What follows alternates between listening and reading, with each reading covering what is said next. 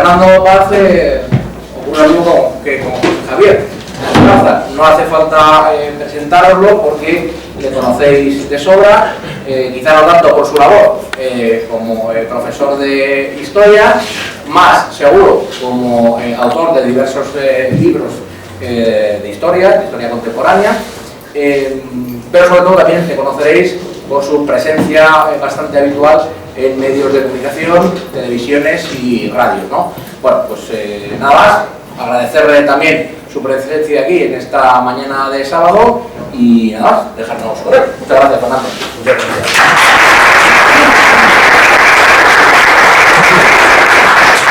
Perdona, Fernando, Sí. Antes de empezar, por cuestiones de orden, más o menos, para hacernos una idea de los tiempos y no sé qué, la idea sería que después de su intervención haya, al igual que ha habido antes, algún pequeño turno de preguntas, pero que como muy tarde pues estemos empezando a desalojar esta sala a las 2 de la tarde, ¿vale? Entonces, más o menos para que calcule yo. Nada más. Bueno, pues muchas gracias a todos por venir. Trataré de que mi voz llegue hasta el final, pero no me hago responsable. Y además, como bien ha dicho Norberto, mi experiencia me dice que lo más interesante de todo siempre es cuando empiezan las preguntas al final. O sea que procuraré ser lo más breve posible y apuntar algunas cosas en torno al concepto de soberanía nacional y, en fin, lo que está sucediendo hoy, porque es un concepto que creo que se debe rescatar desde muchos puntos de vista y es un concepto un concepto y una realidad que se está asaltando desde determinadas instancias con finalidades muy claras y muy concretas, ¿no?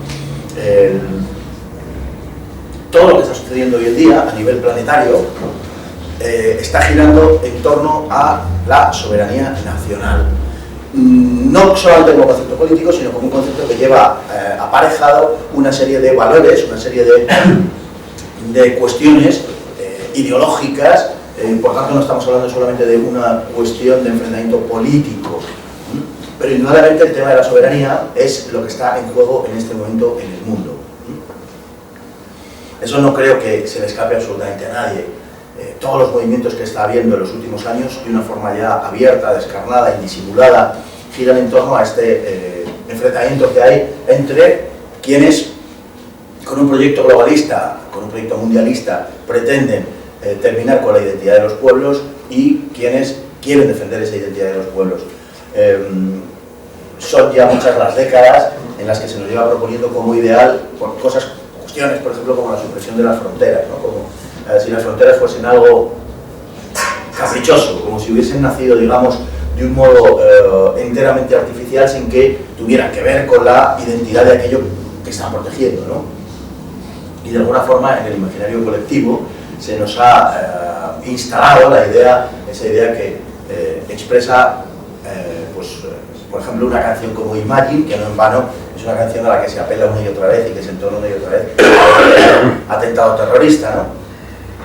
Islámico en cualquier punto de Europa, como si la solución a lo que está sucediendo pues pasase por una eliminación de las soberanías y una eliminación de las identidades, cuando es justamente todo lo contrario. El de soberanía nacional es un concepto propio de los estados de la edad contemporánea. Lógicamente, antes de la edad contemporánea no hay propiamente estados. Y su fundamento esencial es que la comunidad política se articula con absoluta autonomía, sin dependencias de ningún género, al margen o por encima de ella, ¿no? Solo la comunidad política es dueña de sus destinos, se supone. Esa es la idea de soberanía nacional. Todo nuestro sistema descansa, también en el plano teórico, sobre el principio de la soberanía nacional, y todo el entramado ideológico anda justificado por esta idea. Lo que se nos insinúa y lo que se nos propone desde las distintas instancias políticas transnacionales es que la soberanía nacional esté dejando de ser un concepto operativo. Y un concepto operativo, en primer lugar, hacia afuera, en el caso que nos ocupa, en el caso de España, o en el caso de los Estados-nación europeos, hacia afuera porque el proceso de integración europea, en definitiva, ha consistido en transformar lo que era un club económico en una unión política. Una unión política forzada, recordémoslo, tras haber sido rechazada en referéndum por franceses y holandeses, cuando fue planteado en forma de constitución europea. Como la población rechazó ese proyecto de integración, la oligarquía europea determinó que los referéndums los carga el diablo y que la Unión Política Europea se iba a efectuar por medio, digamos, de la aprobación parlamentaria sin someter a mayores referéndums la idea de la Unión Política. Y así se hizo. 3 años después del rechazo francés y holandés, los parlamentos europeos aprobaban el Tratado de Lisboa, que era una constitución europea prácticamente igual y si acaso algo empeorada, y en la que se prescindía del referéndum popular y por tanto democrático, ¿no? En lo que quizás sea la expresión democrática más lograda, que sea siempre que se haga con garantías, la plebiscitaria, ¿no? En definitiva, este es el respeto de la Unión Europea por la soberanía nacional, y tiene su lógica, porque si la soberanía nacional es aquello que hay que destruir, lógicamente no va a ser la apelación a la soberanía nacional lo que impida la construcción de ese espacio por encima de las fronteras y lo que impida construir ese espacio globalista, ese espacio transnacional. Por otro lado, la soberanía nacional es también el fundamento de la Constitución española y por tanto el fundamento del ordenamiento jurídico que regula la convivencia entre españoles. Sin embargo, hoy hay fuerzas políticas, algunas de facto y otras incluso en su discurso, que niegan la soberanía nacional al admitir el derecho a la autodeterminación. Fuerzas políticas de extrema izquierda, fuerzas políticas nacionalistas. Por supuesto, quien sostenga el derecho, el llamado derecho a la autodeterminación, tiene que partir de un principio, que es la negación del principio de soberanía nacional. Obviamente no cree en la soberanía nacional, por tanto, malamente puede ser una fuerza política que pretenda defender esa soberanía nacional de cara afuera, ¿no? De hecho, esto sucede con una fuerza política como es Podemos, o como es Izquierda Unida, o la unión de ambas, o la confluencia de ambas en el plano electoral, que en ocasiones pretenden articular, obviamente que con una timidez, pero pretenden articular una respuesta de índole, si no soberanista, si concomitante con el soberanismo, que no es evidentemente creíble, puesto que participa de los mismos mitos del sistema y defiende las mismas cosas del sistema y en definitiva es partícipe de la misma filosofía del sistema. Reitero que por tanto no puede defender la soberanía nacional de cara afuera quien no está dispuesto a defenderla de cara adentro. La soberanía nacional solo puede ser una, como es natural, ¿no? Bien, España en este asunto también es singular, puesto que la soberanía nacional, no lo olvidemos, está garantizada en algunos estados, el caso de Francia, el caso de Italia, en Alemania, en Estados Unidos, por sentencias de los tribunales supremos o constitucionales y desde luego incluso por decisiones políticas expresadas por los gobiernos, no exactamente del mismo modo que sucede en España. En España, cada vez que los representantes gubernamentales han salido hablando de este tema, lo han hecho con una notoria timidez, ¿no? Y además deslizando la idea, que no deja de tener un cierto hedor a oportunismo político, de que la salvaguarda de la comunidad política, de su unidad, se mantendrá siempre y cuando yo sea presidente de gobierno, es lo que se ha venido a decir, ¿no?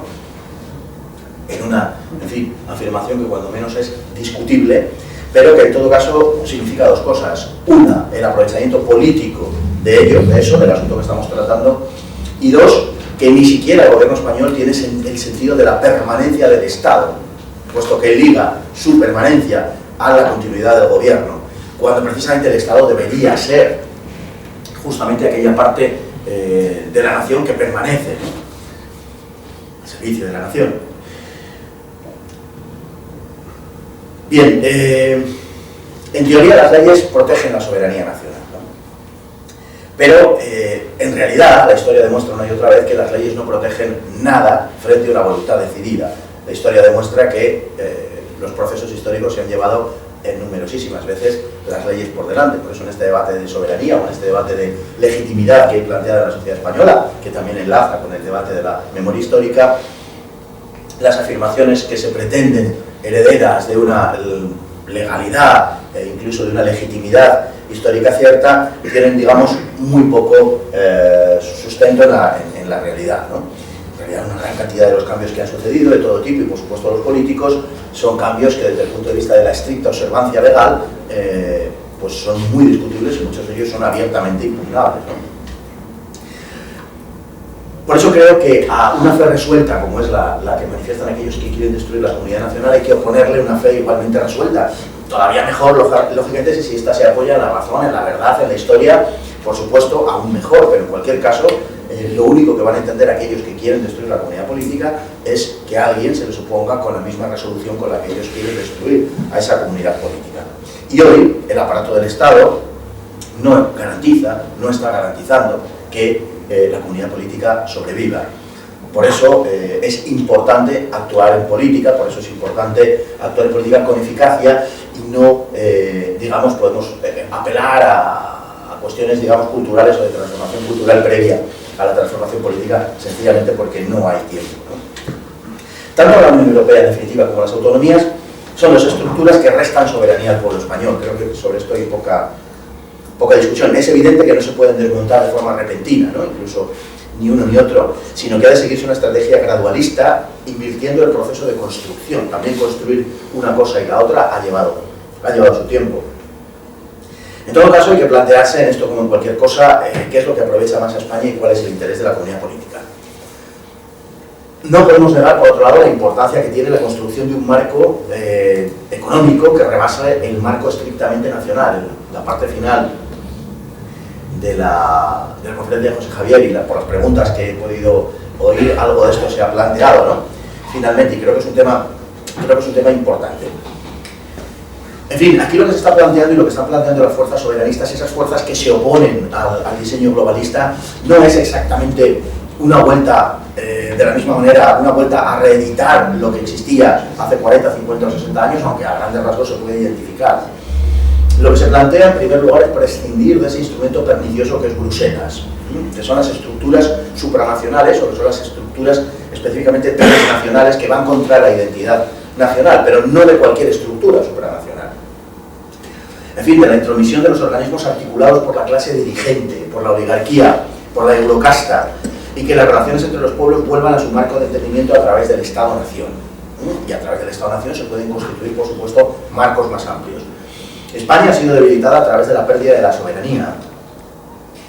Lo que trata, entre otras cosas, porque se ha construido de esa manera, es de evitar la vuelta a una economía real, a producir cosas. Se trata de aceptar la asignación que nos ha tocado en suerte en el reparto de la División Internacional del Trabajo y que nos resignemos como sociedad, como país. España hoy carece de todo control de los sectores estratégicos. La economía española ha perdido su base industrial, creo que es un 14% en este momento. Y no olvidemos que la industria es fuente de la fortaleza nacional, por una parte, y también fuente de salarios dignos, y eso es muy importante si de verdad queremos construir eso que tantas veces decimos de la sociedad de valores. No podemos construir una sociedad de valores sobre la precariedad. Esto parece también poco discutible, ¿no? El problema de España no es evidentemente técnico. El problema de España no es ni siquiera su unidad, como explicaba Gustavo. Bueno, el problema de España es su identidad, y del problema de la identidad, de la ausencia de identidad, se deriva el problema de la unidad. Una comunidad política no puede cuestionarse su unidad, pues la unidad es el principio sobre el que descansa, evidentemente. La estructura o el contenido de la comunidad política sí es cuestionable y sí es algo sobre lo que debemos ponernos de acuerdo. En teoría, la propia Constitución asegura cimentarse sobre la indivisibilidad de la nación española, aunque hoy esto no parezca preocuparle excesivamente a nadie, por lo menos a nadie de la casta política, ¿no? El objetivo, como decía, es el de arrebatar la soberanía del pueblo español, camino en el que ya se ha avanzado considerablemente. Y en ese diseño, por supuesto, participa toda la casta al completo. Y la casta son los políticos y también los financieros y las fuerzas mediáticas, en un proceso que lleva mucho tiempo en marcha. Esto no resulta verdaderamente tan extraño si tenemos en cuenta que España ha carecido de una política exterior que combine, por un lado, efectividad y, por otro lado, dignidad. A grandes rasgos podemos decir que desde Carlos IV España lleva sin una política exterior digna de ese nombre, del nombre de política exterior, y digna de España. Desde Bayona, podemos decir, desde la guerra contra la Convención, España no, salvo algunos periodos muy cortos de su historia, algunos de ellos durante el franquismo, España no ha tenido una postura internacional mínimamente digna. Podríamos extendernos analizando el desarrollo del siglo XIX español, el desarrollo y el planteamiento de las políticas económicas españolas, que mejor que nada revelan la sumisión de España a los dictados foráneos y cómo la sociedad española ha estado dispuesta durante más de un siglo, prácticamente en exclusiva, por el beneficio de aquellos, casi en una explotación colonialista, han utilizado la economía española, como digo, para su exclusivo beneficio. y cómo han actuado, y eso sería muy interesante, las élites y las clases dirigentes españolas al servicio de los intereses foráneos. Hay muchísimos ejemplos y podríamos entrar aquí desde los ferrocarriles hasta la llamada desamortización del subsuelo, las leyes de minas de 1868-71, y cómo todo aquello se puso a disposición de la explotación económica de España prácticamente sin contrapartidas. Prácticamente sin contrapartidas. Ni siquiera la de contribuir modestamente por parte de aquellos que explotaban nuestro subsuelo a la industrialización de España, lo cual hubiera sido, como digo, una contrapartida mínimamente exigible y que las élites españolas, más allá de su propio beneficio personal, no exigieron jamás. Por lo tanto, las políticas antinacionales en España tienen un largo arraigo. Es natural que el pueblo español haya perdido ese sentido de la soberanía. Es natural que el pueblo español sea, casi podemos decir, al menos, el único de al menos los grandes pueblos europeos que no todavía han articulado una respuesta a esto, ¿no? Y por eso digo que no es extraño. En términos más contemporáneos, en términos más actuales, los jalones de la sumisión se pueden seguir, no digo que arranquen de ahí, pero se pueden seguir con gran claridad desde el asesinato de Carrero Blanco, y fundamentalmente claro en dos episodios, como es el de la pertenencia de España a la OTAN, y de modo aún más grave, a mi entender, el de la pertenencia española a la Unión Europea. Todo el proyecto nacional, llamémosle así, ha girado en torno a la pertenencia española a la Unión Europea. Todo. No ha habido otro proyecto, no ha habido nada más. No ha habido ni siquiera la previsión de pensar que ese proyecto un día podía venirse abajo, y puede que no estemos muy lejos de que llegue ese momento. Europa ha sido la respuesta, digamos, a las plegarias de una casta que no cree en España, que jamás ha creído en España. Aún más, que cree que España es una especie de proyecto fallido, que cree que España es un país que ha encallado en los arrecifes de la historia, que España no tiene remedio y que España representa en definitiva una anomalía en el conjunto de la historia europea. La salida a esta comprensión del problema nacional ha sido esa respuesta, digamos, tan horteliana de que Europa es la solución al problema español. Y eso, en fin, nos ha conducido a un panorama verdaderamente triste, ¿no? Que es el en el que vivimos hoy. De hecho, la pertenencia a la Unión Europea ha sido la coartada para retener las pretensiones independentistas de muchas regiones españolas.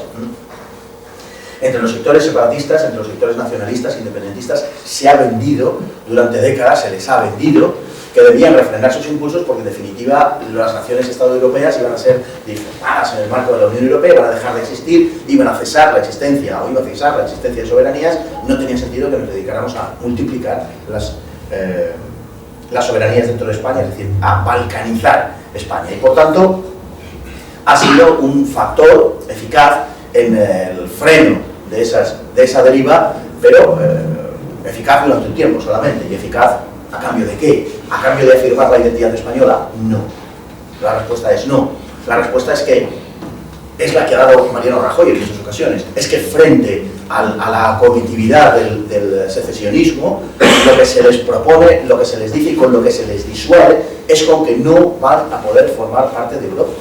Ese es todo el argumento que se tiene, porque ese ha sido todo el proyecto todo el tiempo.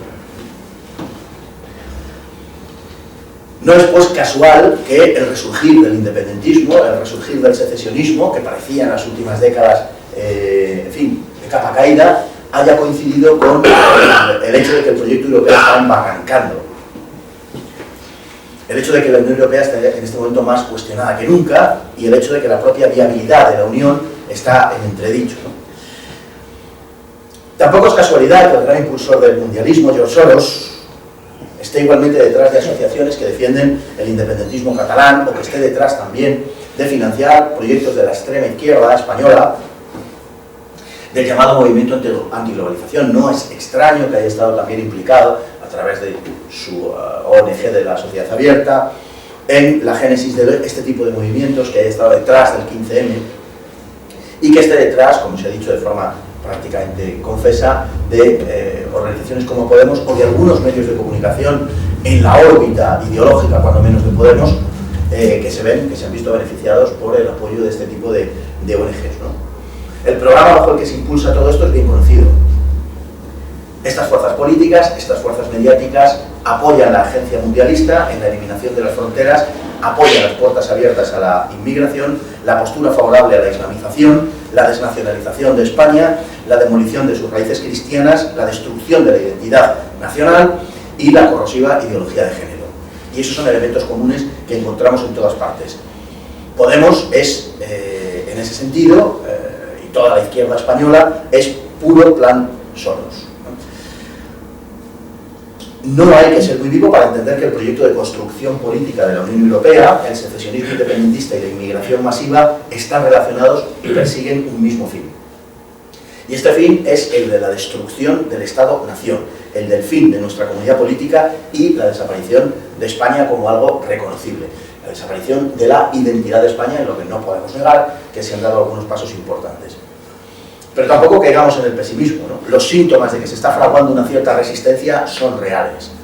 Europa, ese gran mito de la modernidad que ha constituido durante tanto tiempo en fin, un naufragio de tantas esperanzas, se está cayendo. Y no me refiero solo al hecho objetivo, al hecho institucional, que ya sería bastante.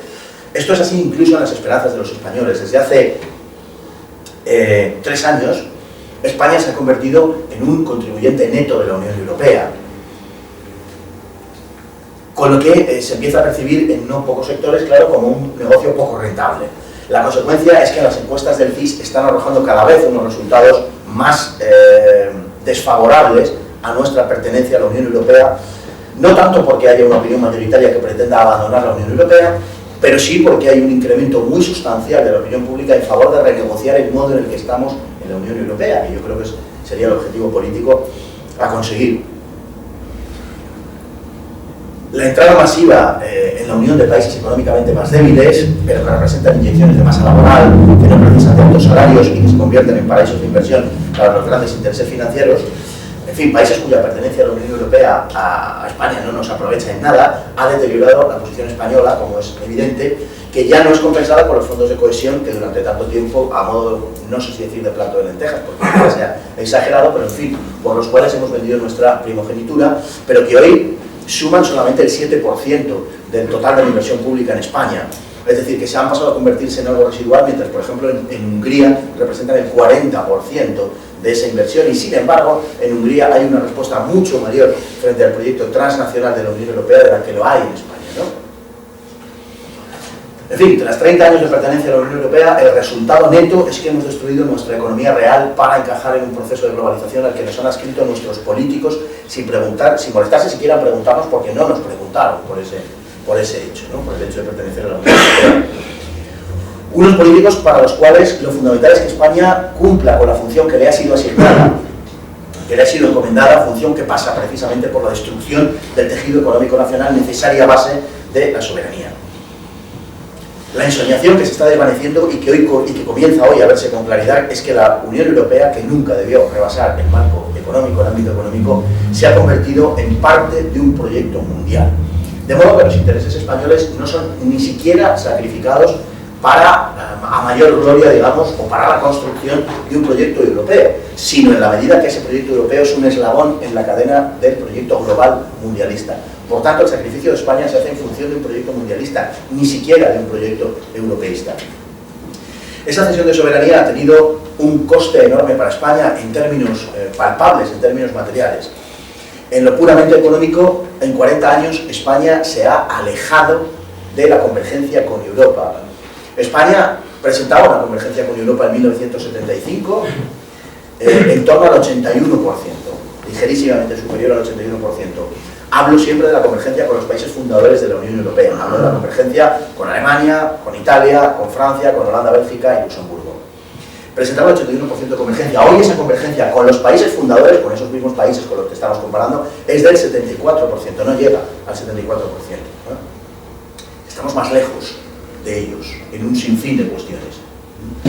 Nos están vendiendo lo contrario, y cuando nos dan las cifras de la convergencia con Europa, por supuesto meten a todos los países de la Unión que han entrado en el este de Europa, de tal forma que las cifras nos muestran lo contrario de lo que en realidad son, ¿no?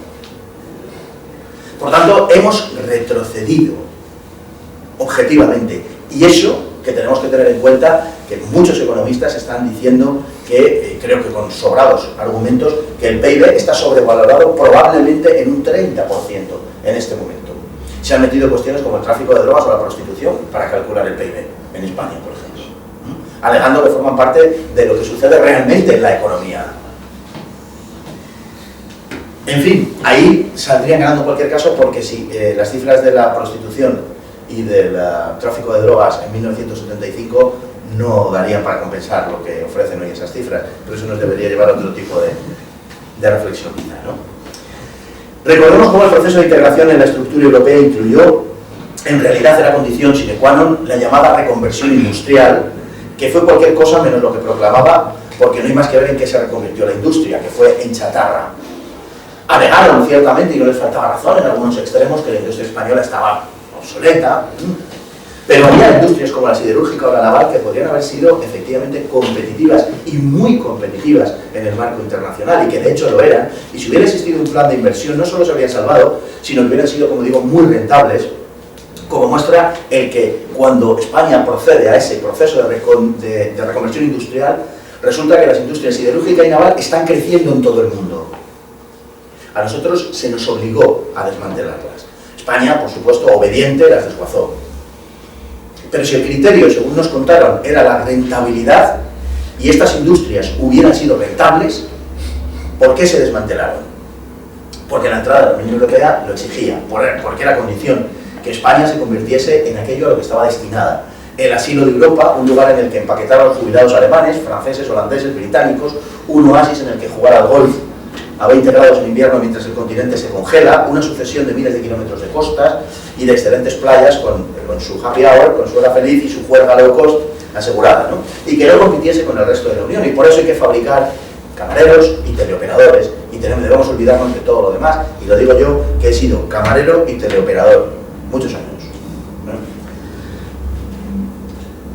Es que también era improductiva nuestra flota pesquera, la tercera flota pesquera del mundo y la primera de la Unión Europea, y la reducción de la producción agraria exigida por nuestros vecinos y que aceptamos sin rechistar, rematada con la Agenda 2000. Hoy el sector agrario representa el 2,5% del PIB, y apenas el 5% de la población que trabaja en él tiene menos de 35 años, está destinado a la extinción. Debe ser que es porque no lo necesitamos, pero resulta que importamos leche de Alemania y de Francia, que por cierto no han sacrificado sus necesidades a la imposición de la agenda europea. Por eso, por no hablar del desmantelamiento de las centrales nucleares que pagamos hoy, por supuesto, en el recibo de la luz. Pero parece que el pueblo español, quiero pensar, que comienza a despertar del sueño. Eso no quita, sino todo lo contrario, que las fuerzas políticas están todas, casi sin excepción, a favor del mismo proyecto. Algunos, incluso, han manifestado recientemente que están a favor de ceder más soberanía española al cadáver europeo, como ha sido el caso de Albert Rivera. Yo no sé si por desconocimiento, que todo pudiera ser, tratándose de este hombre, o por sí servir bien a su señor, que también pudiera ser, tratándose de ese hombre. Lo digo porque a Albert Rivera le hemos visto defender una cosa y la contraria en el espacio de no mucho tiempo. Se presentó en una lista eurófoba y de defensa de la vida, estaba a cargo de un multimillonario irlandés, ¿no? Y hoy es el converso más entusiasta de la entrega atada de pies y manos de la soberanía española a la Unión Europea, hasta el punto de que ha dicho que tenemos que entregar nuestra defensa a la Unión Europea. También es verdad que entre lo que tenemos y no tener nada no íbamos a perder demasiado, pero ya iremos a reconstruirlo, ¿no? Bien, la sociología electoral está cambiando porque la sociedad española está cambiando. El gran mito del progreso que ha sido Europa durante siglos, si no desvanecerse, sí parece palidecer. El proceso no será rápido, pero está en marcha. Las autonomías, por su lado, presentan un problema, una problemática diferente, por cuanto la irresponsable descentralización, que refleja un claro desentendimiento de las clases dirigentes por el mantenimiento de la unidad nacional, esa descentralización, digo, ha terminado interiorizándose por grandes capas del pueblo español que se ha acostumbrado a identificar, por ejemplo, los servicios sociales con la descentralización autonómica. Y por tanto, a la hora de abordar este asunto, debemos ampliar nuestra perspectiva y perder la perspectiva madrid-céntrica, ¿no? Que parece, digamos, alimentar una irrefrenable tendencia hacia la supresión de toda descentralización administrativa, y esto, saliendo del hinterland de los 200 kilómetros de Madrid, políticamente es un error tremendo, por las razones que fueren, podemos hablar luego si queréis de ellas, lo cierto es que en España hay una larga tradición de esa descentralización administrativa y lo terrible es que se utilice para conspirar contra la unidad nacional, pero esa descentralización en sí misma no es mala. El Estado de las autonomías, tal y como ha sido diseñado, sí, pero obviamente no se puede desmontar de un plumazo, ni probablemente convenga desmontarlo, porque, salvo en algunos casos muy concretos, donde ya digo que se utiliza con fines perversos, el Estado puede funcionar y no habría ningún problema en que lo hiciera incluso a costa del Estado central, puesto que es, como se nos repite una y otra vez, aunque a veces con un cierto cinismo, es el mismo Estado. Por tanto, no creo que a nadie le importe demasiado que los riojanos, los murcianos, los palentinos tengan su administración cercana. Lo que sí nos importa, supongo, es que se utilice eso para atacar a la comunidad política. Pero la identificación que se ha hecho en el caso del pueblo español es una evidencia hoy. Hay una identificación de los servicios sanitarios, la educación o la justicia con los servicios que prestan las comunidades autónomas, ¿no? Por eso hay que recurrir a una táctica gradualista para recuperar el sentido del servicio del Estado a la nación y a la patria. Y en ese sentido, la descentralización administrativa podría jugar un papel de primer orden. Bien, por terminar, decir que hoy la pelea contra los excesos autonomistas que conducen al secesionismo hay que dirigirla desde la defensa de la unidad de la comunidad política y la recuperación de la soberanía nacional. Yo también creo que la destrucción de la unidad de España esté apoyada por los más o por los menos, es un crimen merecedor de la cólera celeste. Pero su preservación hoy pasa por la trinchera de la defensa de la soberanía nacional. Su defensa es sencillamente esencial para la supervivencia de la nación como comunidad política. Su defensa es esencial para la supervivencia de España, para la supervivencia del nombre de España y para la supervivencia de la identidad de España. No nos olvidemos que en definitiva lo que está en juego es la defensa de la identidad nacional, la defensa de lo que somos, y lo que somos debemos afirmarlo en frente de un proyecto globalista, de un proyecto mundialista que lo que pretende es, a través del desmontaje de la nación-Estado, a través del desmontaje de nuestra identidad, de las instituciones que dan sentido a nuestra identidad, la destrucción de nuestra comunidad política. Y entiendo que desde el punto de vista político lo operativo es exactamente la defensa de eso. Pues muchas gracias.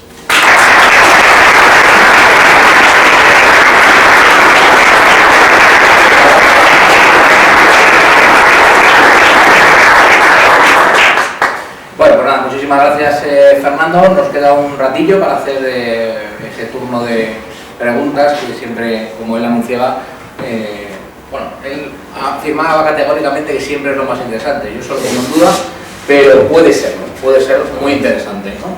Entonces, bueno, pues mientras vais cada uno de vosotros pensando la pregunta que queréis hacerle a Fernando, pues ya le lanzo yo alguna. Antes, precisamente una de las preguntas interesantes que le hicieron a José Javier era cuáles eran los elementos que consideraba indispensables que España recuperase frente a la Unión Europea o frente a los organismos internacionales de los que depende para afirmar su soberanía. Y él, bueno, pues habló fundamentalmente de las fronteras y la capacidad de defensa, ¿no? Y alguna otra. Pues yo te preguntaría a ti exactamente lo mismo. ¿Cuáles crees que son las competencias esenciales que el Estado-nación español debe recuperar? O sea, ¿cuáles son las capacidades que España como nación debe recuperar frente a las autonomías para poder afirmar su soberanía y de esa manera garantizar su continuidad como nación? Frente a las autonomías. Frente a las autonomías. Bueno, frente a las autonomías yo creo que hay algunas cosas de las que el Estado obviamente no puede prescindir y algunas están en la mente de todos y todos lo sabemos. Efectivamente, pues claro, la defensa es una de ellas y yo entiendo que hay algunos elementos que serían particularmente necesarios. Sin duda ninguna, el primero de ellos sería la educación. Pero claro, previamente tendría que darse un proceso, digamos, de toma de conciencia nacional, porque probablemente retornar la educación desde determinadas zonas de España a un Ministerio de Educación tampoco iba a mejorar grandemente la cosa. O sea, los que, no sé si habrá alguno aquí que también se asome al mundo de la educación en su quehacer profesional, las cosas están francamente mal, ¿no? Mal, cualquiera, en fin, sobre todo si de lo que se trata es de impartir conocimientos del área de humanidades. las cosas están francamente regular como poco, ¿no? Por lo tanto, hombre, es difícil empeorar, por ejemplo, la educación en Cataluña. Es muy difícil, o sea, hay que ponerse a ello. Cualquier cambio que se operase seguramente sería para mejor, ¿no? Con toda probabilidad. Pero no tengo tan claro que eso sea así en otros sitios. Entonces, en fin, yo suelo hablar con alguna frecuencia de que es necesario un proceso, digamos, bueno, podemos hablar de renacionalización de España, o en todo caso, un proceso de toma de conciencia de nuestra propia identidad a un nivel general. Lo que sucede también es que están ocurriendo cosas a muchos niveles. Es muy complicado, nos llevaría tiempo explicarlo, pero por resumirlo muchísimo, tenemos que tener conciencia del mundo en el que nos movemos, del universo en el que nos movemos.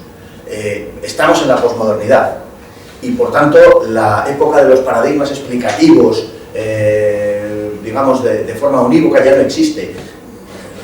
Estamos en la época de la fragmentación del pensamiento, de la sociedad, etc. Quiero decir, ¿cómo le digo yo a un catalán de Olot que no se puede sentir, o cómo evito que sea eso así, que no se puede sentir catalán pero no español, o que no puede pensar que Cataluña realmente ha sido un imperio durante toda su existencia, porque los hay que lo piensan? Es más, hay quien dice que Santa Teresa de Jesús, Colón y el Cid Campeador eran de Badalona, ¿no? ¿Cómo puedo evitar yo que alguien afirme que Santa Teresa de Jesús, pues eso, ¿no?, era de Hospitalet de Llobregat, cuando un señor con 50 años, patillas, 3 hijos y que se llama Leopoldo, se siente una niña Laura de 6 años? Y tengo que tratarle como tal, y tengo que tratarle como una niña. Esto está sucediendo. ¿Cómo puedo yo, digamos, sostener una historia objetiva para entendernos cuando hay una joven noruega de 20 años que dice que es un gato atrapado en el cuerpo de una mujer, de una chica? Bueno, que lo diga, antes se trataba, pues, en fin, mediante ayuda médica y tantas estas cosas. Pero claro, ahora tenemos que maullarle cuando nos cruzamos con ella, porque si no se puede sentir, en fin, dolida. Entonces, verdaderamente es muy complicado, claro. Es que están sucediendo muchas cosas a muchos niveles. Hay que ser capaz de utilizar eso en favor de lo que se defiende, pero verdaderamente es muy complicado. Por eso, en el caso de la educación, ¿sería bueno que hubiera un ministerio? Por supuesto que sí.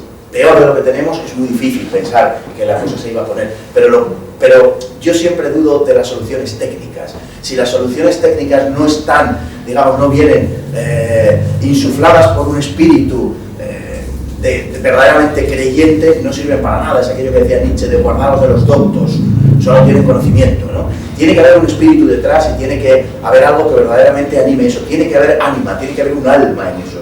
Y lo que yo me temo es que eso no lo va a hacer nadie que en este momento esté en la casta dirigente española. No lo van a hacer, porque no es que sean copartícipes o cómplices de la situación, es que son los causantes de la situación. Antes apelaba yo a la situación del siglo XIX, ¿no? Es que esto viene de muy lejos. Es que el desentendimiento de las clases dirigentes viene de muy lejos. Es que en España se han dado cosas de lo más variopinto, todos lo sabemos, pero en 1640 la aristocracia, que lo era por haberle rendido servicios militares al rey, alega su condición aristocrática para no ir a la guerra, lo cual es el colmo. Es el colmo en un país que ha tenido ministros anarquistas, claro, lo cual, en fin, tiene su gracia, ¿no? Pero esto es lo que venimos desarrollando en España desde toda la vida, de siempre. Está muy en la mentalidad española. Entonces, si la casta dirigente, si la clase dirigente no quiere arreglar esto, el pueblo español le debería obligar, y yo confío en que eso sea así. ¿Cuáles son las competencias que se deberían recuperar? Para empezar, se deberían no ceder más y, desde luego, recuperar las esenciales. Una de ellas es la educación en aras a lo que hemos dicho. Podríamos hablar también en términos económicos del gasto que ha supuesto la descentralización, por ejemplo, de la sanidad, donde se están prestando peores servicios y los costes se han disparado de una manera brutal. Una parte sustancial de nuestra deuda, gracias a don José María Aznar, se le debe a eso. Se le debe a esa absolutamente irresponsable descentralización que ha multiplicado los costes hasta por 8, entre otras cosas porque impide las economías de escala, que abaratan los costes y, por tanto, una peor atención para el público. Y como eso yo creo que muchísimas cosas, pero desde luego, en mi opinión, tendría que haber, la sanidad y la justicia tendría que ser, por supuesto, de índole nacional. Entre otras cosas porque, además, tanto la una como la otra, pero sobre todo la educación es un mecanismo que ha permitido que los hijos no hereden la pobreza de los padres. Es el gran mecanismo igualador, es el gran mecanismo que ha servido para que mucha gente salga de la pobreza. Naturalmente hay que arbitrar los mecanismos para hacer eso posible y que la desigualdad socioeconómica no incida negativamente en ese sentido. Pero la educación ha sido el gran vehículo para conseguir eso. Y hoy, la verdad, la realidad es que la educación está tan degradada que difícilmente nadie va a salir de esa situación, de una situación adversa por medio de la educación. Los que tengan posibilidades socioeconómicas sí, porque se puede pagar una buena educación, pero casi nadie de quien se gradúe en España, de que se licencia en España, casi nadie va a poder, muy pocos van a poder trabajar de lo que han estudiado, y prácticamente nadie va a poder trabajar de lo que ha estudiado si lo que pretende es trabajar fuera de España, porque los títulos no valen, porque el informe PISA nos está diciendo lo que nos está diciendo. Es necesario también recuperar las competencias en educación, porque precisamente el informe PISA lo que nos dice es que las comunidades bilingües, las comunidades en las cuales se ha impuesto una educación, digamos, bilingüe, y en muchos casos una inmersión directamente, son las comunidades que están peor en el ranking educativo, las únicas que no han ascendido dentro de las mejoras que se han operado en los últimos 20 años, muy relativas, pero en fin, con respecto a los instrumentos de medición, y francamente están en retroceso en los últimos informes PISA, concretamente en el último. La capacidad de comprensión, que es evidentemente esencial para cualquier persona, está en retroceso en España. La de comprensión y en consecuencia la de expresión, en general escrita y hablada. Y lo está particularmente en aquellas comunidades autónomas en las cuales hay una inmersión lingüística fundamentalmente en el país, en Cataluña y en Galicia, y también en el País Vasco, aunque ligeramente en menor medida, ¿no? Entonces es urgente, por supuesto, frente a las autonomías recuperar la educación y, en mi opinión, también, porque es un mecanismo esencial de cohesión, recuperar la sanidad. Muy bien. Bueno, pues vamos con vuestras preguntas, ahí ya tengo la primera. Bueno, yo tengo unas 300 preguntas, ¿no? Pero no, habrá que resumir. Yo soy partidario de la desaparición total de las comunidades autónomas porque es lo que nos ha destruido, ¿no? La cosa es la descentralización, que ya podemos hablar de ello, ¿no? Pero, haciendo hincapié en lo que está diciendo Norberto, en el panorama político actual, para recuperar nuestra soberanía interna y nuestra soberanía con respecto a la Unión Europea, ¿qué partidos políticos ves tú en lo que tenemos? ¿Que quieren hacer eso? Ninguno. Perfecto. Ninguno. Absolutamente ninguno. Entre los partidos con representación política, no hay ningún partido que pretenda... No hablo de representación política, hablo de cualquiera que te puedas conocer por ahí. Partidos que pretendan recuperar la soberanía nacional. Externa e interna. Hombre, existir organizaciones que pretenden hacer eso existen. Otra cosa es que esas organizaciones, digamos, tengan el eco del pueblo español como para traducirlo de una manera eficaz, es decir, que tengan representación política, etc. Pero organizaciones obviamente hay, no sé la cantidad de partidos políticos que habrá registrados en el Ministerio del Interior, pero estoy seguro que entre esos hay muchos. Seguro que aquí hay gente que está de acuerdo conmigo. Ahora la cuestión es qué operatividad política tiene eso, cómo se articula y si eso puede ser la bandera, que yo entiendo que sí, puede ser la bandera o el banderín de leche de una fuerza política que nazca con vocación justamente de desarrollar un programa, vamos a decir así, minimalista en torno a 2 o 3 ejes que articule una respuesta en ese orden de cosas. Sencillamente porque creo que la defensa de la soberanía no es solo una defensa política, sino que conlleva toda una filosofía detrás, incorpora una serie de cosas, ¿no? Todos sabemos que el globalismo pues potencia determinadas posturas filosóficas, como es natural, y está muy directamente relacionado con el relativismo, lógicamente. Pues quien defiende una bandera soberanista necesariamente incorporará una serie de elementos de carácter, digamos, de creencias o filosóficos. Un brevísimo ejemplo, simplemente las fuerzas que se han pretendido soberanistas, pero que han compartido la filosofía de fondo del sistema, estoy pensando por ejemplo en Syriza, por hablar fuera de España, al final han terminado de criadas de Bruselas. Luego entonces es evidente que el soberanismo solo se puede articular a partir de unos determinados supuestos. Eso es lo que tiene que surgir en España, entiendo. ¿Más preguntas? Has hecho respecto al tema de la reconversión industrial, nuestro proceso de entrada a la Unión Europea y todo eso, un muy buen repaso. Antes de hacerte la pregunta, yo, que soy de un pueblo de Santander, recuerdo perfectamente cómo, que has mencionado el tema lácteo, por ejemplo. Estos días conocíamos unos datos que me parecen espeluznantes, y es que cada mes en España, desde 2015, se cierran 70 explotaciones lácteas o ganaderas dedicadas al tema de la leche, 70 al mes. 2.000 se han cerrado desde 2015, que se cortó el tema de la cuota láctea, hasta ahora. Yo recuerdo cómo este proceso empezó en Santander, donde había muchas explotaciones familiares, mucha gente que en su finca tenía unas vacas, en fin. Y recuerdo cómo lo hicieron. Decían, te damos por la vaca 400.000 pesetas o 300 y pico mil pesetas, no recuerdo, de la época, que eran mucho más de lo que te pagaban por la vaca en el mercado de Torrelavega, el mercado de ganado más grande que había de Europa en aquella época. Claro, la gente decía, pues chico, pues sacrifico la vaca. Todos consiguieron, los que tenían vacas, un dinerito muy majete. El tema es que ahora estamos importando un tercio de la leche que consumimos, 3 millones de toneladas de las 9 que consumimos, las tenemos que importar, y los hijos de aquellos ganaderos ahora ya no tienen una ganadería que cuidar, sino que tienen que irse de camareros al sardinero o tienen que hacer otra cosa, es decir, han perdido su modo de vida. Han sacrificado su modo de vida, en teoría, por un buen negocio que era que les pagaba más por la vaca. Le han pagado por dejar de producir. Eso es lo grave que pasa con la política en general de la Unión Europea. Y mi pregunta va, ¿es posible revertir el proceso de mundialización y la recuperación de la soberanía sin tener la capacidad, por ejemplo, de emisión de moneda? Porque ahora mismo tenemos el euro, que para nosotros funciona como una divisa, no lo controlamos. Exactamente igual que un país del tercer mundo que utiliza los dólares. Y, relacionado con esto, ¿se puede revertir el proceso de mundialización sin repensar el modelo económico y en concreto de empresa? Bueno, yo creo que está claro y me parece que son preguntas absolutamente pertinentes y claves, ¿no? En este momento, como sabéis, hay elecciones en Francia, pasado mañana, y hay un modelo sobre la mesa, con mucha claridad. Lo que está planteando Marine Le Pen, además de un referéndum y tal, es, en cuanto a la moneda, es la recuperación del franco y la utilización del ECU, es decir, una moneda de cálculo común, pero la utilización del franco, ¿vale? Pero no se trata de romper en ese sentido, ¿no? Se trata de recuperar la capacidad de gestionar la propia economía a través de la moneda. España hubiera podido, claro, estamos pensando en un país medianamente decente, pero España hubiera tenido una mucha mayor capacidad de gestión de la crisis y hubiera sido mucho menos aguda si hubiera tenido una posibilidad de gestión de la moneda.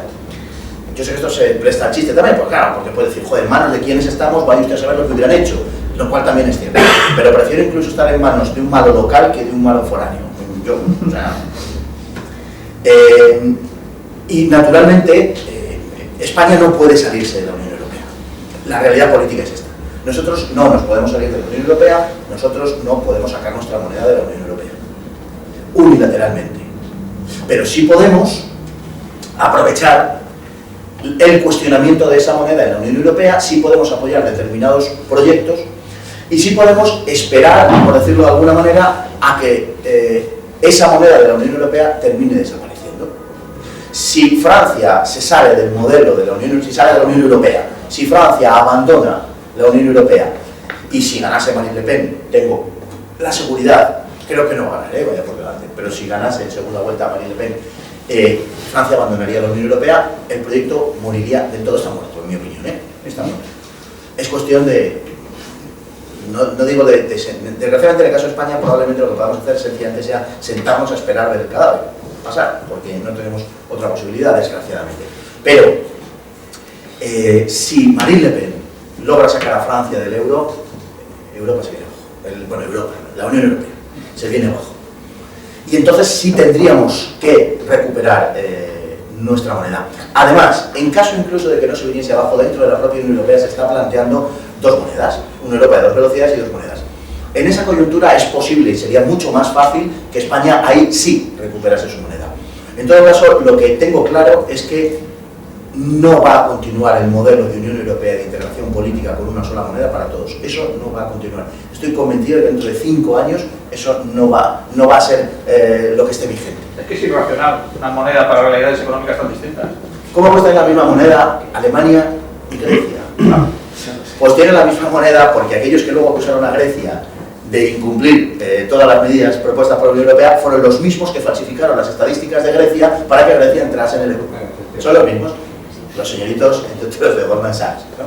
Bueno, pues esa es la cuestión y obviamente era de lo que se trataba, pero es imposible, se ha dado muchas veces el dato y creo que es muy sugestivo, como un país como Alemania, a cuya mayor gloria está construida la Unión Europea, pero en fin, digamos que es un país que funciona, ¿cómo puede tener la misma moneda que una Grecia en la cual, por ejemplo, en Atenas no había dado de alta en toda la ciudad ni una sola piscina, tenía licencia municipal, lo cual refleja sencillamente que hacen lo que les da la gana, es decir, que no tenían absolutamente ningún control. Pues estabas hablando efectivamente de la eliminación de la producción láctea, de los mercados, etc.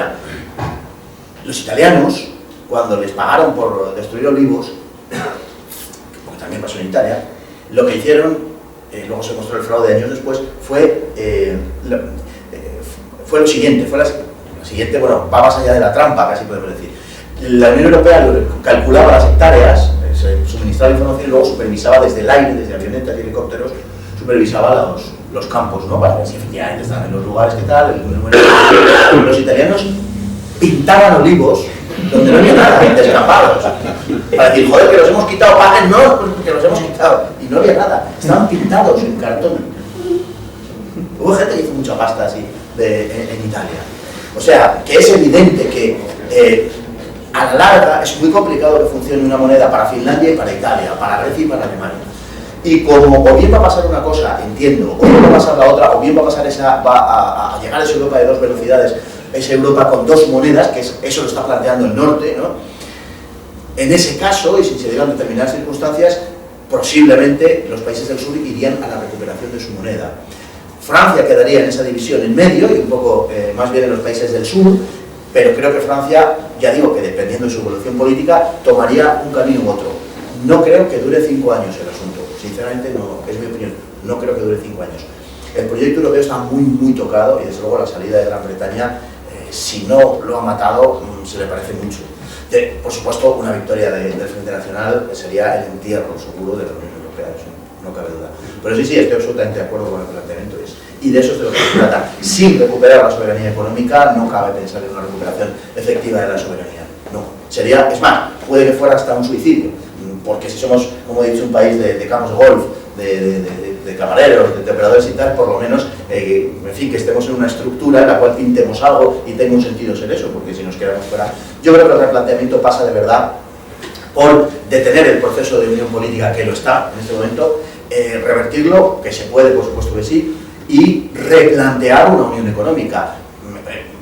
Hay gente que cree que va a llegar el apocalipsis, como piensa que iba a llegar cuando ganó Trump, y sencillamente cuando la estructura de la Unión Europea, si se viene abajo porque Francia se marcha, yo estoy en condiciones de garantizar que Francia va a seguir estando donde está y que España va a seguir estando donde está. Y por tanto París y Madrid se tendrán que entender. Lo que no va a haber es una estructura supranacional que condicione el modo en el que se entienden y cómo son los agentes que se entienden y cómo son sus economías. Esto es lo que está sobre la mesa, la transformación. ¿Había por ahí alguien? Sí, yo quería saber, en cierto modo, cómo puede ser o si va a existir una herramienta por parte de la Unión Europea para recortar o de hacer, ojalá, hacer desaparecer las autonomías, al igual que nos han impuesto el tema de la cláusula suelo. No sé si me explico. Sí. No. No va a haber ninguna imposición desde Bruselas, igual que ha habido con la cláusula suelo, en el sentido de que desaparezcan las autonomías o que se rebaje, porque supongo que será un gasto superior a la hora de... No sé si... Sí, perfectamente. Con las autonomías hay dos problemas, o sea, una cosa a favor y una cosa en contra desde la óptica europea. Una cosa en contra, el gasto que suponen las autonomías. Se ha desmadrado absolutamente y las autonomías en sentido político no han supuesto más que la recreación, digamos, de pequeños reinos de taifas que han reforzado las oligarquías locales, que por supuesto se desentienden de todo lo que tenga que ver, con su población y dos, con el proyecto global. Eso de entrada. Y por tanto el coste que suponen es complicado. Por otro lado, las autonomías son claramente lesivas, están siendo claramente lesivas de la cohesión nacional y por tanto contribuyen eficazmente a la destrucción del Estado-Nación y de la idea del Estado-Nación, generando dependencias y generando, digamos, dependencias ideológicas, ¿no?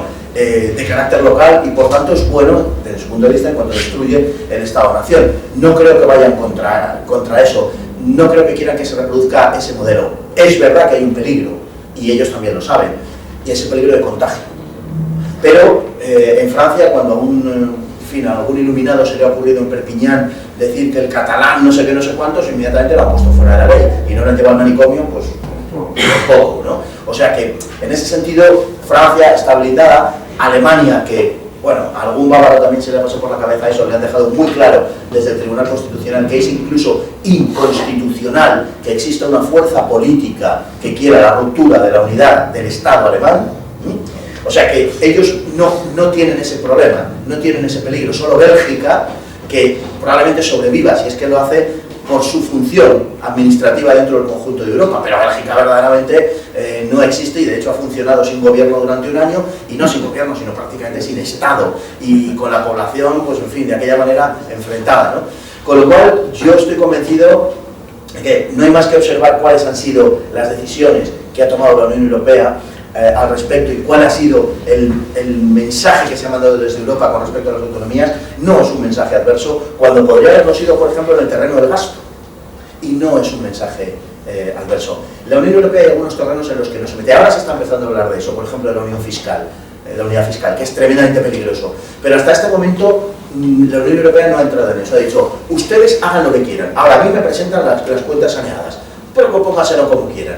Y políticamente las autonomías, en el caso español, desgraciadamente en algunas regiones, son muy operativas para la destrucción de ese Estado-Nación, que en definitiva es un objetivo a conseguir, porque la unión política europea se conseguirá tanto antes cuanto las identidades lógicamente desaparezcan. A eso hay que sumarle el proyecto que se está impulsando, o el proceso que se está impulsando de inmigración masiva.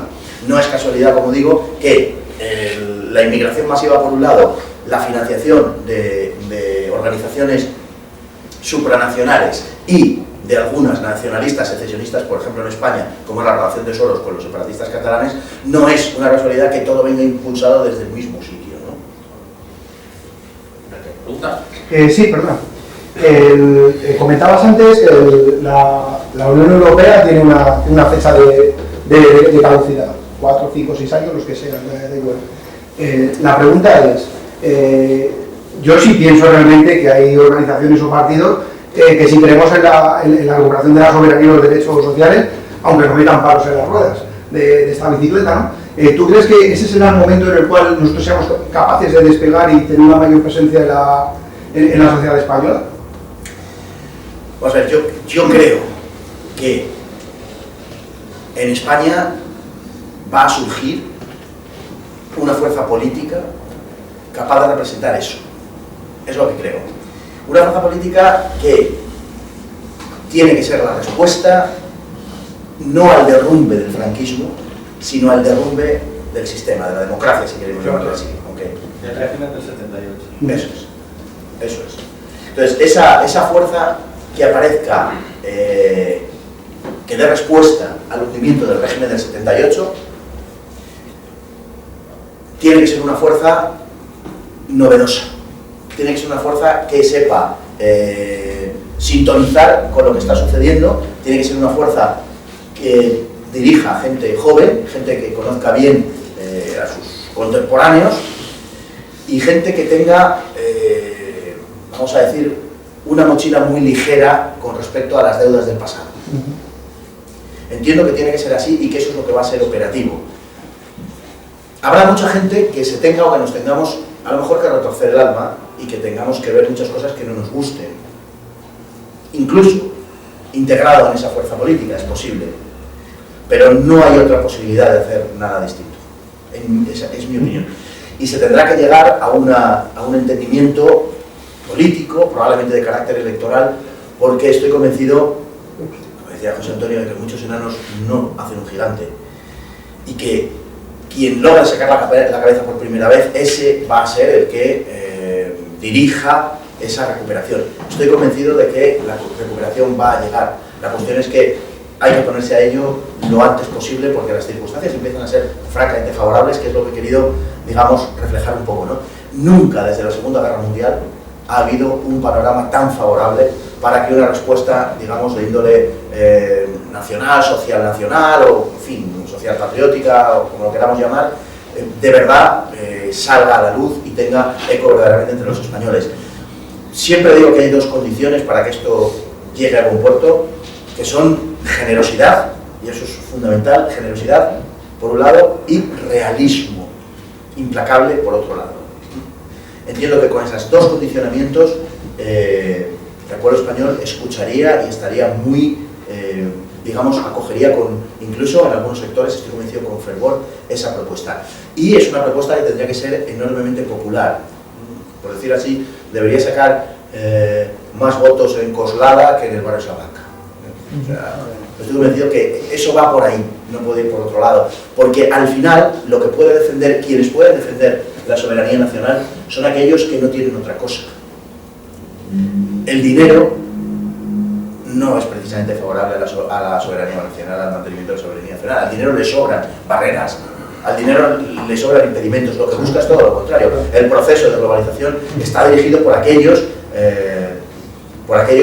multimillonarios que organizan todo esto, de organizaciones transnacionales, de multimillonarios, ONGs, etc., ¿no? Los que están golpeando duro a favor de la globalización, por ejemplo, con ONGs o con organizaciones, digamos, personalistas, como Bill Gates, como Ted Turner, como Rockefeller, etc., no son organizaciones estatales. Muchas veces se quiere proponer, digamos, como el Estado es el gran enemigo, y no es verdad. Se hace desde organizaciones privadas, privadísimas. Por tanto, yo creo que ese lenguaje, yo creo que ese objetivo debe ser un objetivo profundamente popular. Ya sabemos que hay quien lo denomina populista porque quiere darle un tono peyorativo. Pero estoy convencido de que las cosas van por ahí y, en definitiva, ese siempre ha sido el público que ha defendido una propuesta de corte social patriota. De hecho, ya decía Ramiro Ledesma que los ricos que se pueden permitir el lujo y no tener patria son los ricos. Así es, así es. La patria al final es eso que le queda a aquel que no tiene otra cosa. Y es verdad, porque al final es una cuestión de identidad. Son los tuyos y con ellos te defiendes, en definitiva, ¿no? Sí. Pues yo creo que la cosa va por ahí. Gracias. ¿Alguna pregunta más? Sí. Ok, que le he quitado sitio antes. Un tema de conceptos. Era la pregunta que le quería hacer a Javier antes. Declararse nacionalista, ser nacionalista. Uy, ahora. Sí, no, a veces.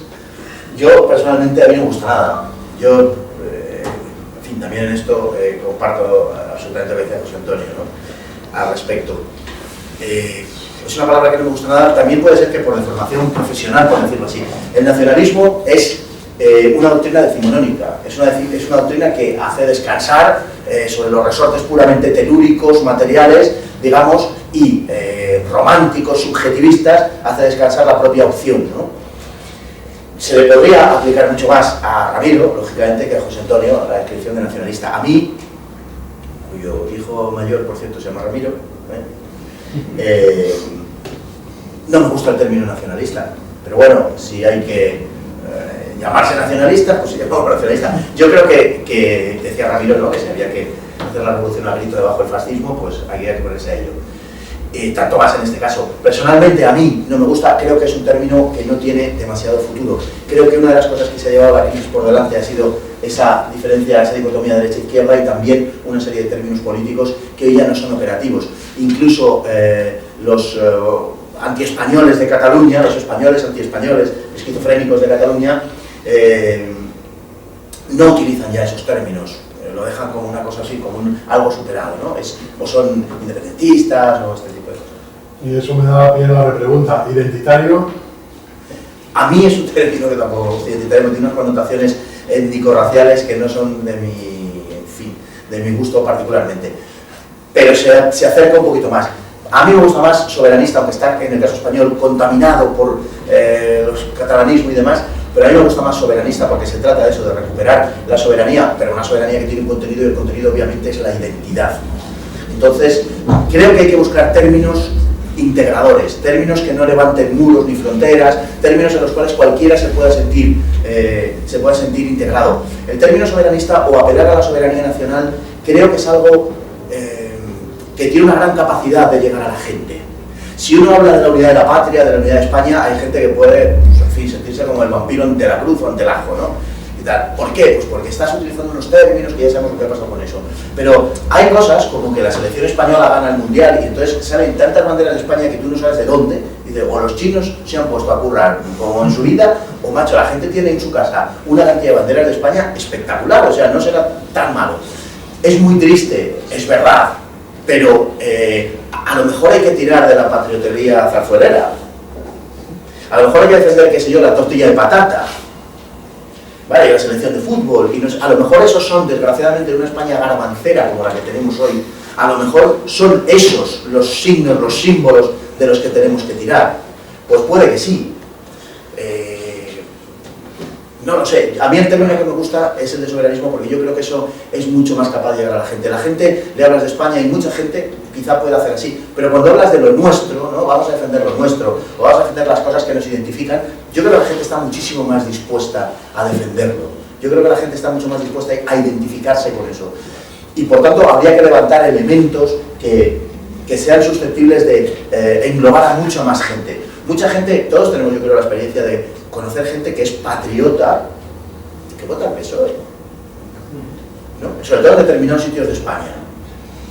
Bueno, pues a esa gente hay que atraerla, a esa gente hay que dirigirse a ella y hay que decirle que defendemos, que estamos defendiendo que España sea España. ¿Tú estás de acuerdo con eso? Sí. Pues estupendo, para adelante. Entonces, un programa de mínimos donde los que tenemos que saber lo que queremos somos nosotros, digamos, ¿no? Los que articulen eso, los que dirijan eso. No les pidamos a los demás que sepan lo que defienden, basta con que sepan que lo defienden. Pero no les pidamos que conozcan no sé cuántas cosas teóricas y tal, simplemente cuestiones muchas veces instintivas. Bueno, el juego de la democracia en definitiva es eso, no nos engañemos, es sumar voluntades, conseguir votos. No se me malinterprete, pero no importa mucho cómo, es decir, no les vamos a hacer un examen si saben mucho o poco. Y en ese sentido creo que el término soberanista es un término que puede englobar a muchísima más gente y que no tiene esa rémora del pasado, digamos, que te puede estigmatizar. ¿Alguna pregunta más? Sí, si da tiempo, sí. Mi pregunta sería, dentro de este panorama soberanista que estamos viendo, en la que las naciones, los estados van a recuperar su peso político en la esfera internacional, ¿cómo es eso compatible con una vieja aspiración de España, que es la de potenciar organizaciones transnacionales precisamente con los países de Hispanoamérica? ¿Cómo sería eso compatible? Por un lado, rechazamos el transnacionalismo, pero por otro lado, con aquellos pueblos con los que compartimos sus características comunes, quizás sea algo interesante el ceder parte de nuestra soberanía para potenciar ese ámbito. Claro, si yo tengo que ceder parte de mi soberanía para reconstruir la cristiandad, vamos a ponernos en líricos y proyectarnos al pasado, lo hago. Sí. Si yo tengo que ceder la soberanía de España para volver al imperio de Carlos V, sin pensármelo. El problema está en que la propuesta globalista, mundialista, transnacional, obviamente no va por ahí, sino que va por la destrucción de la identidad, porque reconstruir la hispanidad, pongamos que se pudiera, ¿no? Reconstruir la hispanidad lo que haría sería todo lo contrario, sería ratificarnos en nuestra identidad. Por lo tanto, no veo que haya ningún problema realmente. Llegar a constituir una unión, hombre, política se me antoja difícil. Que España pueda realizar una unión política con México, Argentina, con Chile, con Ecuador. Pero podrían darse circunstancias. Podrían darse circunstancias, por ejemplo, estamos viendo ahora algunos movimientos interesantes en ese sentido en Puerto Rico, ¿no?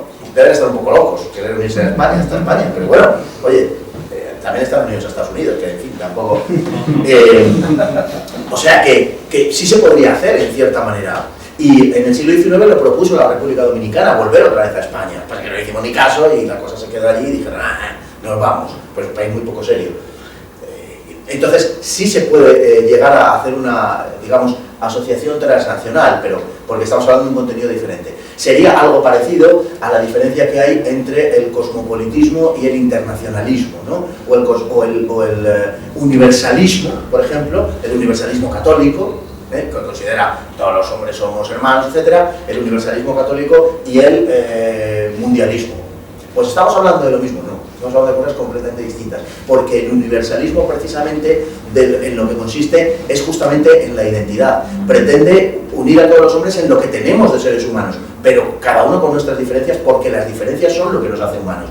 El globalismo no, el globalismo lo que pretende es hacer una homogeneidad absoluta y por tanto destruir la identidad. En un caso la unión sería una potenciación de la naturaleza de lo que se está uniendo y en el otro caso la unión sería todo lo contrario, sería hacer tabla rasa de esa identidad. Por eso nosotros no debemos jamás renunciar a la hispanidad, en primer lugar, porque es lo que somos y porque es lo que nos justifica en la historia.